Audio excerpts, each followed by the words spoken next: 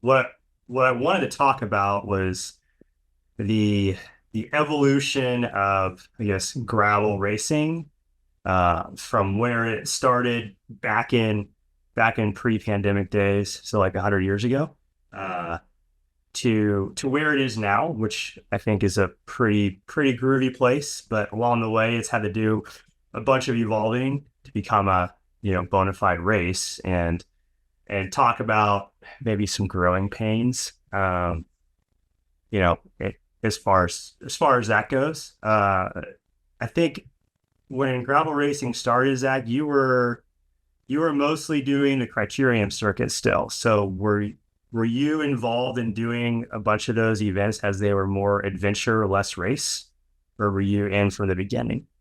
Yeah, I think it depends on the point of when you say gravel started, right? Like what, if I think there's a consensus that Unbound is like the premier gravel event, like the first, founding event that got big and launched all of it. So what was you were living in Kansas right at the time during the early days of Unbound. So like what was the first year that you remember looking at results of Unbound of Dirty Kansas at that time?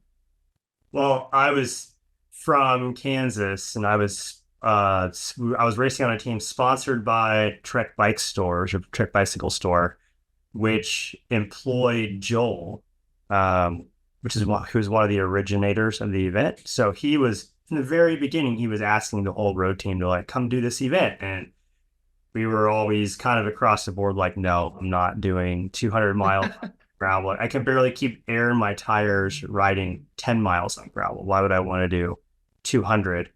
And there was also an event in Lawrence, Kansas called like the gravel, like Tom's Gravel 100 we did every fall, where basically if you didn't flat 50 times, you could finish it, but all of us flatted. Uh, Yeah.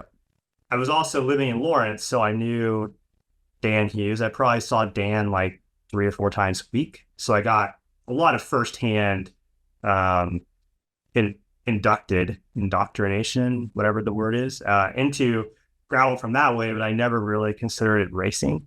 Um, Yeah. Maybe that's because the equipment wasn't good enough to make it fun. I mean, as fun as it is to ride on dirt and crappy roads, it's really not fun to sit on the sideline and change flat tires. And that was kind of our cutoff for it. Yeah. And it's like a mix of like, there's been bike pack racing forever. Like anything on wheels, when there's multiple people in an event, you're gonna race, right? Like we're Oh yeah. experiencing that with every group ride, like in every town. If there's more than one person, then you're racing. So but yeah, so those years, I mean, that's like what, 2008, 2010, Mhm. that Dan Hughes and like the actual founding fathers of gravel are out there doing DK 200. So yeah, I mean, I think it's a race, and then that this is like the lens that we're gonna look at this vlog through a little bit is the aid stations and the evolution of like the more money there is and the more notoriety and results and the more importance of the results are going to drive like Right. more consistent racing, and then that's going to drive changes in technology where we're not flatting, where trying to have support um wherever it's legal in the race, and that goes for road racing too, right? Like if there's 100K super weak criterium and it's 100 degrees outside, then they're going to allow feeding in a 32 mile an hour average speed criterium, which is nuts in its own right. But like everyone's going to take advantage of every um, legal racing aid that they can get. Um, but yeah, I mean, during my first, I've been promoting Foco Fondo since 2015, um, which in Colorado was ahead of its time. Like, yeah, we were, DK 200 was around, now Unbound, and there were a lot of gravel races, but like not really in Colorado. Right. Um, my first gravel, there's some other low key events that I'd done, but my first Unbound, or it was DK 200, was 2016 with Cliff Bar. Right. I Um, remember some of those early races, like the whole front group would stop at an aid station. You get your water bottle changed. Someone has to pee, so everybody kind of hangs on and waits. And Yeah. Yeah, the race was not decided in the first 40 miles. right, So the first 40 miles were kind of like, try not to wake up yet, get get those 40 miles down, and then you're only racing, 160 miles, and that sounds easy. So that was, kind of the goal, is to keep it low key and keep everyone together, because you can use use people, or like people cared a little bit more because it was a little bit less competitive. And because if you won, 2016 was, a big event. But if you won, it wasn't necessarily that it's going to make the rest of your career at that time. and that began to change somewhere along the lines when Velo News and Cycling News and whoever started posting the winner of these gravel races on their websites, and all of a sudden it gets a bunch more media attention. It's like this self-fulfilling or positive feedback loop. Media attention brings marketing, and marketing brings more dollars, and all of a sudden you get gravel racers who are making, we'll call it like living wage contracts. And that just changed the game dramatically. And Yeah, and I think it's partially media stuff, but really it's brand driven, in my opinion. So like, right, when gravel sort of ballooned is maybe a negative way to put it. But when gravel grew so rapidly, it's a lot of, financially, it's a lot of like the brands, and I use that term broadly, of like people that produce products for gravel cycling are going to experience a massive growth in a segment that's new, that people are getting into rapidly. right, And there's a lot of reasons for that, right? There's less barriers to entry in gravel if you're going to race it. Even if you're going to participate or race yourself, you're welcomed at a lot of these gravel events where, if you show up to the local road group ride, like there's a little bit more danger there if you don't have the skills to back up what you're doing. But like, you're going to get yelled at, hopefully constructively, if you kind of don't know the etiquette, or pulling off in the wrong side of the wind and things like that. But I think brands work with media very, very closely, probably more closely than people know. And I think that back then, even before Velo was covering something, you started to see sponsored riders, that are actually developing products with brands. Like tires are an obvious one. Like if a gravel racer has a tire company, then they're constantly working with them on like, this tire flats all the time. This tire feels like a tractor tire and it's too slow. This tread pattern's good for this race. So I think when the brands started to understand that there was going to be a lot of money coming in for gravel expansion and gravel products, then they would sponsor riders that would do well. And that's the first way to get your product out there. It's the first way to get an increase in sales, because if so-and-so won Unbound and they didn't flat, then like a certain amount of people are going to want that tire so that they too go fast and don't flat. And then, then they're launching products and utilizing media to launch products. And then that's, what you mentioned with the feedback loop there of like, sponsorship media, event race. And that's where like you start to, if you're good at all of it, you can put together a program where you can make money, or, just have sponsorship, even if it's just product to start or something like that. Like that's where that feedback loop really starts to grow. A lot of these events where if you win, you get notoriety and brand funding and media attention. And then that's, hopefully the loop you try to stay in if you want to stay successful in the sport. So then, like, talking about being successful in sport, I mean, it's not it's widely known that these high level athletes, and as the sport continues to get more competitive, you get higher level athletes that come in, and the more, we'll say, elite an athlete is in the level they're willing to perform at, requires more and more and more like support, in terms of logistics, like more food, more fluids, more, equipment aid, cyclocross as an example. I mean, man, you can get a brand new, clean, fresh bike every like 3 minutes in a cyclocross race to go like to the super far extreme. But in gravel racing, there became a very acute need for like fluids and food. And I guess what have you seen as far as the way that support's provided to riders in the last, I mean, we'll say just 3 years? It seems like it's changed a lot. Yeah. So in the beginning, and there wasn't enough, like programs didn't necessarily have enough money or support to actually have that much staff out there. And that's still the pinch point for a lot of racers, is like it takes so much just to get to the start line for a lot of these events as far as resources, that there's this huge gap where athletes at the top that have staff that could be present at the events have a huge leg up on people that don't have like that much staff. But it really, event to event, is different in the rules of each event. So even inside of like what we see as the gravel calendar or like the Big Ten gravel events, each race, you read the tech guide, you go over the course, you kind of study what the rules are. If you're doing it right, or you're trying to be competitive, and then you're looking at where you can feed, where your staff can be, and how much you're going to have to carry, and weighing the pros and cons of that.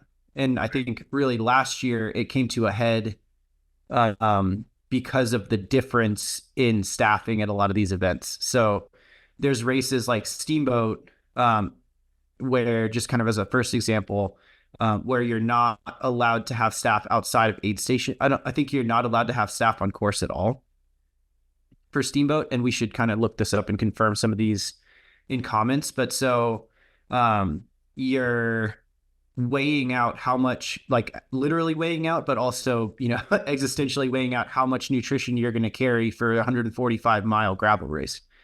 So Steamboat, as an example, the start is not mellow, but like there's no necessarily like extreme pinch point until I think it's something like mile 40. There's about a 12 to 16-minute climb.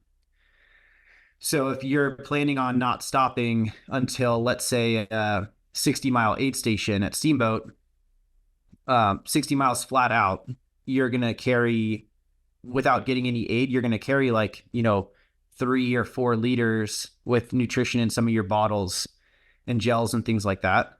And then if you're going to stop at that 60-mile aid station, then you're going to have to stop and potentially lose a group and refill whatever you're going to refill. So if you have staff, and we'll get into like the rules of each event and like where staff could potentially be, then it's the difference between you doing that 15-minute climb. Maybe it's an 18-minute climb because you're carrying 4 liters of fluids. What's a liter of water weighs 6 pounds or something like that. So like 1 kilogram. Right. So 2.2 pounds. So you're like, you're 8-10 pounds. Like how much money would you pay if you could snap your fingers? It'd be 10 pounds lighter. Right. Right. So yeah. So if for some of these events where you can have staff anywhere on course, you can effectively carry 10 less pounds of nutrition and get your ideal nutrition wherever you plan to get it. Well, and that's gonna, we'll say, have a lot of parallels with the classics road races, which are happening right around now, where if you watch those races, like every 10 or 20 kilometers, you'll see them roll through, like up a hill, and at the top of the hill is a bunch of soigneurs holding bottles and stuff. They're wearing the team jerseys, and those are unofficial feed zones, but I don't know what the rules say for certain, but they're just grabbing stuff along the road from their own staff, which means they don't have to go back to the caravan that follows the races, which we can talk about that in vehicles later, but you can't go back to the caravan and right. Those. So they're just grabbing from the side of the road, which is fine, but it means you have riders that conceivably only carry 1 water bottle the entire race, and they just swap it out every 20K. So at that speed, that's like every 20 minutes. it's because they're going crazy fast. But Yeah. um, And then that brings like um to like the existential question of like if you're going to put on a bike race, which we can agree that these gravel races are all bike races, like they're legit bike races. So um as an event promoter, how do you want your event to look and feel in that racing format, right? well, And this is that's what where I wanted to ask everyone's you different. because you race them, but you also promote an event too. So you have what I would consider a unique viewpoint in that you see it from both sides, and you can take what you see on the rider side and then things that you do and don't like and apply your own ideal fixes to your own event, which I've done your event, Foco Fondo, a few times, and I always tell people it's one of the best ones out there. And I think that's part of it, is that you see a lot of things and you're able to like take what you like and eliminate what you don't like for your own event. So yeah. Yeah. Yeah, so I think it um for me it's kind of as long as the rules are stated outright and it's fair, then it's way more likely to be a good clean race, right? And so just to compare, so Foco Fondo, our rules are that you cannot have any outside aid or staff. Um, and there are aid stations. The aid stations are marked and apparent, and way beforehand you can see where all the aid stations are. All the aid stations have at least 7 fast fill jugs. So like if you get to an aid station, the likelihood of you being able to pop the lid off a bottle, fill it up, and get out of there in less than 30 seconds is very high. And so everyone is subject to the same rules. There's a lot of aid stations, so you're not more than 40 miles between aid stations. And so to me, that's like you can race that, right? And so then Unbound as a different set of rules, you're not allowed to have any staff on course, sort of the same rules in that sense. And then at Unbound, there's 2 official aid stations where you're not only allowed to have staff, but required to have a crew. But you have to carry everything in between those aid stations, which are 70 miles ish apart. Right. So the rules are clear, apparent, and we can get into some nitty gritties on like what different, what different teams or staff do about that sort of stuff in aid stations. And then a major differently run event would be any Belgian waffle ride. You are allowed to feed from anywhere on course at any time from anyone, as long as you're not feeding from a moving vehicle, is how I understand the Belgian waffle ride rules. Yeah. So I think, what they're trying to do is sort of promote that classics level or road race level sort of aid where like they want to promote a bike race first and foremost. Right. Where it's not dependent on aid. You can go as fast as you want, unimpeded, as fast as you can, and not like have to dial back the effort because you have to make it 70 miles to the next aid station. Maybe there's less math involved on like what you're going to carry. You can start it with 2, 24-ounce bottles and have your mom or your sister or whoever on the sideline, outside of their car. You can't feed from a moving vehicle. And then do I think that would promote more of a bike race? Maybe. Definitely like that. If you're able to have staff, which, right, it's really hard to get to these races. So Right. it's really, really hard to find staff people to be all over the course for you to actually be not having to do math on how much you're going to carry, how much you can carry, if you're going to run a pack or not, things Right. like that. And then as an event promoter, I see a lot of issues, especially at some events more than others for BWR, where there's just the course is riddled with people and cars all over the place. So that's where each event promoter says, well, I want my event to have this look and feel. And for BWR, that's bike racing first. So like, I'm not knocking them on the format. But if we put that at Foco Fondo, for example, there's a lot of sectors where riders would be impeded by vehicles on the course.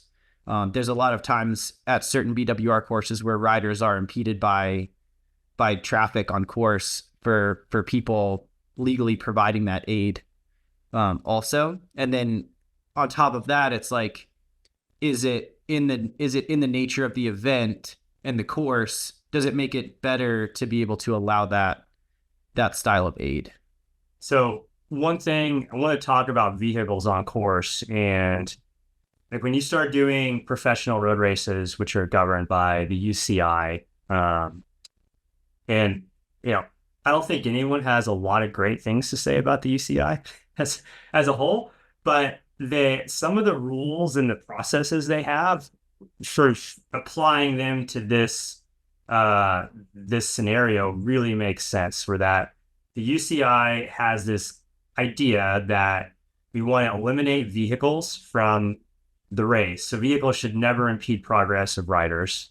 Yeah, they don't always execute it perfect. I mean, we've all watched those races where like Pogacar is like running to the back of a motorbike or whatever. But to be operating a vehicle on the course outside of the rolling enclosure, so it's closed road where the racers are, and you have to have special licensure, you have to go through like special training, and you have to have this understanding as well of like, how do I drive a car around people on bicycles? Because if a car and a bike come in contact, I mean, the person on the bike goes to the hospital, and the person on the car like writes an "I'm sorry" note because they're in a giant steel cage that protects them, right? And so, to me, having untrained, unlicensed civilians driving vehicles amongst racers, and it's not just a Belgian waffle ride; it's a number of races have similar rules. Is a problem, or it will be a problem at some point. I know when I was driving one of the cars at like Tour Utah years ago, the staff had a whole different tech guide, which had routes to and from 2 different feed zones, and then to the next feed zone, here's a different route that you never go on the course to do it, which I thought really made a lot of sense because you just don't want these cars on the course. So maybe that's a viable answer. You get into issues of like, are there real roads that go through from this point to this point? But I feel like that's just yeah. I mean, in UCI racing, like they're probably most of the vehicles motos are there because they provide a magnificent amount of coverage of the race, right? Absolutely. So that's one massive thing where like gravel fails at providing adequate coverage as a professional bike race. And that's a lot of it is like, we're not making $1 million a year on a lot of these events. Like the coverage is extremely expensive. So we don't at least have that problem yet where like racers are interacting with coverage vehicles. At Foco Fondo, we have, and we have to expand it and make a little bit harsher rules this year, but we have no drive zones that are obviously B roads and things where a vehicle isn't ideally going to be ever. But we do have a ton of photographers and videographers and media and things like that on course, but they are prepped. They don't have a driving course like the UCI where they have to be certified. Right. But they are at least there with the objective to not affect riders at all ever. That's like, they have the understanding that they're there for that reason. Right. Whereas an amateur driver that's there to support 1 or 2 riders is way more likely going to negatively impact the race. So that's just where for Foco Fondo and Unbound and a lot of other big events, we come to the conclusion where you can provide fair delivery of aid without having to have somewhat of an open course for vehicles. So that's just kind of it. I think that's the best way to go in my opinion. And then does it detract from the bike racing enough to change those rules? Like, does it make the race less competitive or slower or anything like that? I don't think so, because you're subject to the same rules in the same bike race as everyone around you. Right. And also I feel like that's a good way to keep not just the tip of the spear, but also, the other 90% of the people that are in the event much more safe too. Because you don't want a car having a blowout, like swerving into a rider that's, an hour off the leader's pace. That's just having a good day, and all of a sudden they're just, taken out by a rental truck. Yeah. The flat tire. Yeah. And I mean, a lot of the reason that we're enjoying this amount of good, well-promoted gravel racing is because a promoter can put on an event without being subject to a massive amount of expensive road controls also. So like, I just did Mid-South, and Bobby does an amazing job promoting that entire event. It's one of the best events out there. Everyone should check out Mid-South. It's a great, early season event. And it's a relatively open course, and yet it's a rural area, and like the odds of interacting with motos are very low. And they have on the 100-mile route, you're allowed to have private aid at the 50-mile aid station only. And it's in the town of Perry, and it's a wide open street. So there's just really no issues. The only vehicle issue that I interacted with, I was in 28th place. So just behind the lead group, there was a car kind of between my group and the lead group at one point, and it was just a person like leaving their house to go get groceries or something, and they pulled off the road and understood that it was a bicycle event, and it seemed like they were aware of the event. So that's Right. kind of the best case scenario where, if we make these events subject to some sort of set of bylaws where, you have to control the course, Right. it's gonna, we can't produce these events. So there's always going to be some level of like heads up ball game, right? Where you have to understand that you're here to race, but you're not going to necessarily expect to take whatever line you want at any point in time. And every event's different there too. Like Belgium Off-Road San Diego is in a very populous area. So they have a ton more responsibility that I think they do a great job with controlling that course, compared to Mid-South or even other Belgian waffle rides.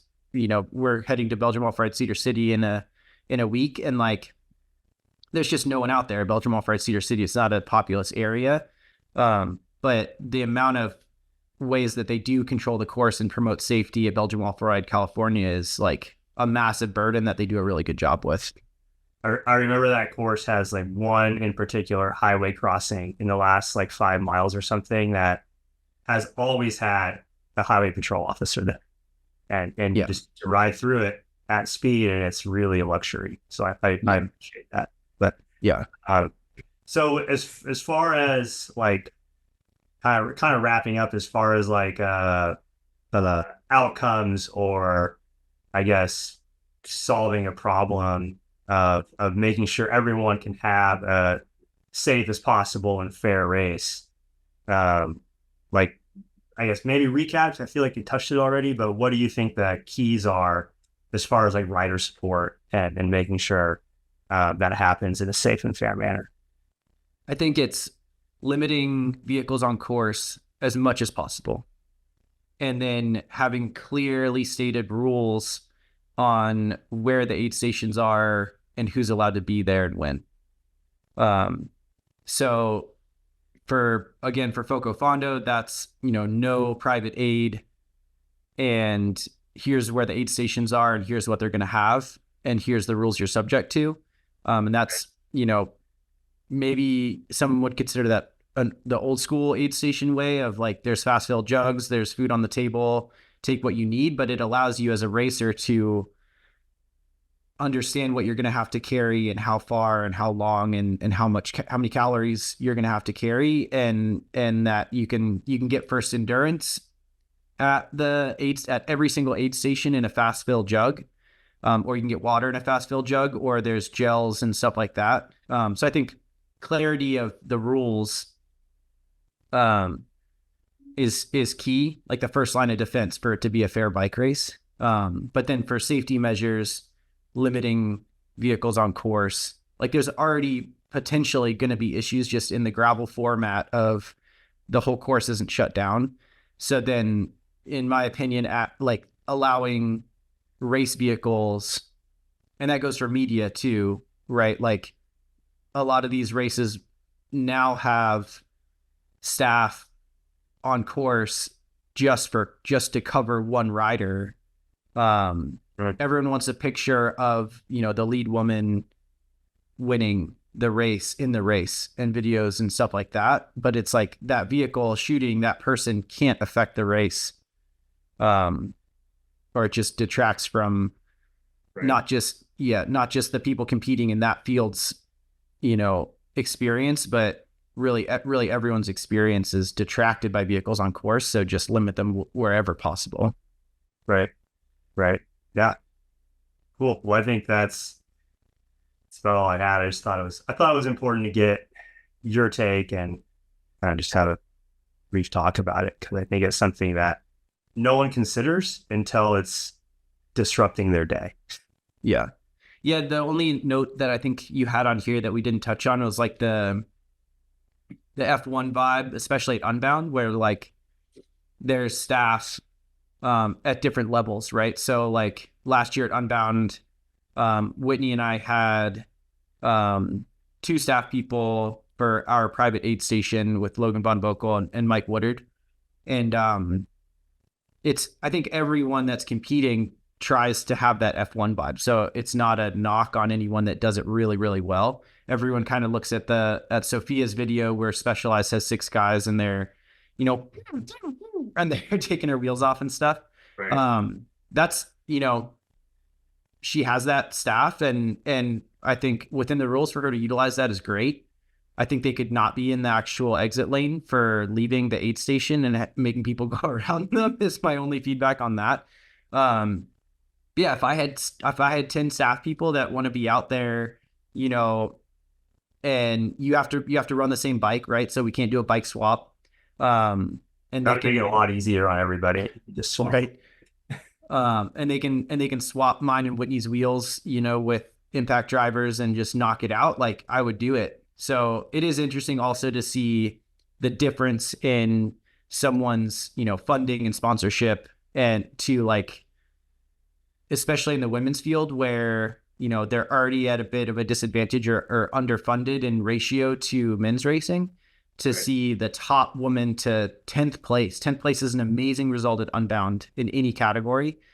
And that 10th place female is probably like, she got out of work on Friday in Kansas City and drove herself to go race, Unbound, and might have 3 feet cycling paid staff, but not individual staff people there. So a little bit in my mind, there's like a bummer on barrier to entry to do well at this point is going to require a massive amount of staff. And that's, like we talked about in the beginning, that's the evolution of professional gravel racing. But, I'm not going to say spirit of gravel, but it's a little bit of a bummer compared to where this all started as far as like that individual adventure racing effort. Definitely. But we'll see where it goes. Yeah.